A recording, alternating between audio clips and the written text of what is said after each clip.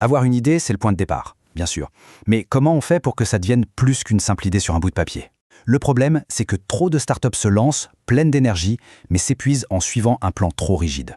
Aujourd'hui, on va explorer une méthode bien plus agile, un outil pensé pour la vitesse, pour l'apprentissage, bref, pour transformer des suppositions en un vrai business.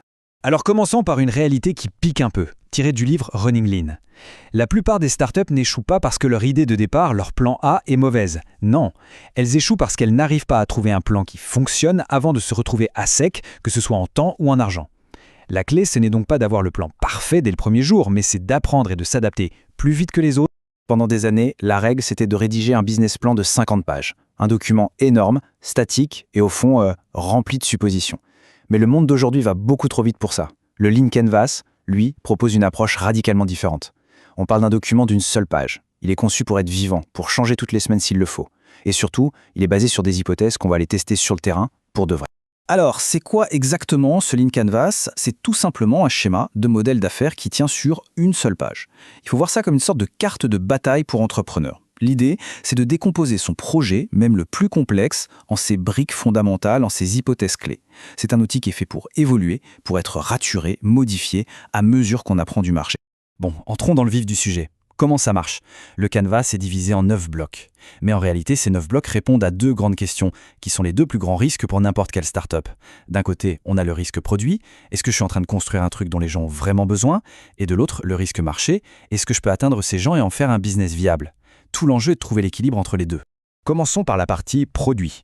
Ici, tout, absolument tout, commence par le problème. Il faut être obsédé par ça. Quels sont les 1, 2 ou 3 problèmes principaux qu'on cherche à résoudre?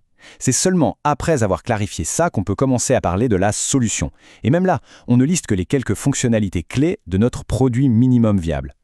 Pour savoir si on avance dans la bonne direction, on définit des indicateurs clés, les chiffres qui comptent vraiment. Et évidemment, on liste la structure des coûts, de quoi on a besoin pour faire tourner la machine.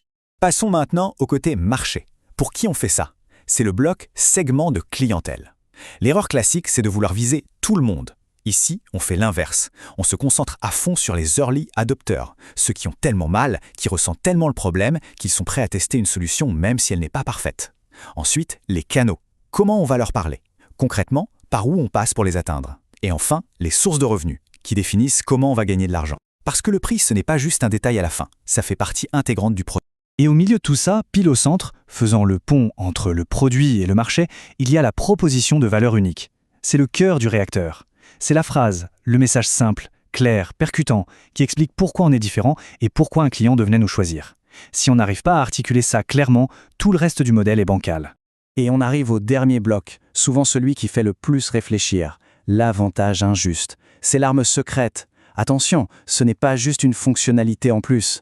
C'est quelque chose que les concurrents ne peuvent pas copier ou acheter facilement. Ça peut être une information qu'on est le seul à avoir, une équipe de rêve avec des compétences uniques, le soutien d'un expert reconnu dans le domaine, ou même une communauté déjà fidèle et engagée. C'est ça qui rend un projet vraiment défendable sur le long terme. D'accord, le canvas est rempli, on a un beau document d'une page. Et maintenant, qu'est-ce qu'on fait? Eh bien, c'est là que le vrai travail commence. Le but du jeu, ce n'est pas d'avoir un joli poster à accrocher au mur. C'est de s'en servir comme d'un guide pour passer du papier à la validation dans le monde réel.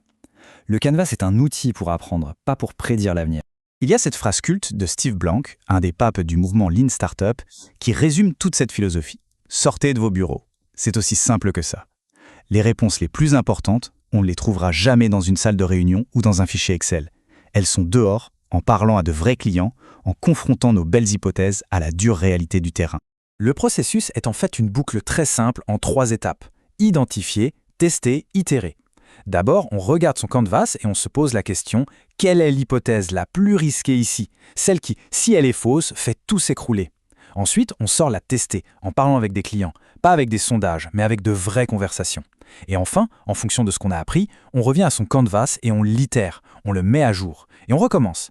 À chaque tour, on réduit un peu plus le risque.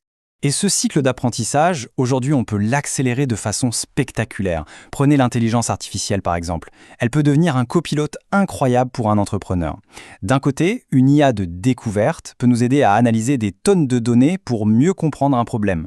De l'autre, une IA d'optimisation peut nous aider à perfectionner notre solution bien plus vite. En gros, l'IA nous aide à mieux poser le problème et à trouver la meilleure réponse. On peut parler à des dizaines de personnes, recueillir des tonnes d'avis positifs, c'est génial. Mais le moment de vérité, la validation ultime, la preuve par neuf, c'est quand un client est prêt à sortir sa carte de crédit. Comme le dit Ash Maurya, l'auteur de Running Lean, être payé est la première et la plus puissante des validations. C'est la preuve qu'on résout un vrai problème, un problème qui a assez de valeur pour que quelqu'un paye pour le résoudre. En conclusion, le Lean Canvas change complètement la question qu'on doit se poser. On ne se demande plus « est-ce que mon idée est bonne ?», mais plutôt « quelles sont les hypothèses les plus risquées qui doivent être vraies pour que mon idée réussisse ?» Ça transforme l'entrepreneuriat, qui passe d'un acte de foi à une démarche quasi scientifique. Alors la seule question qui reste, c'est quelle est la partie la plus risquée de votre projet en ce moment ? Et quelle petite expérience pourrait être lancée dès cette semaine pour la tester ?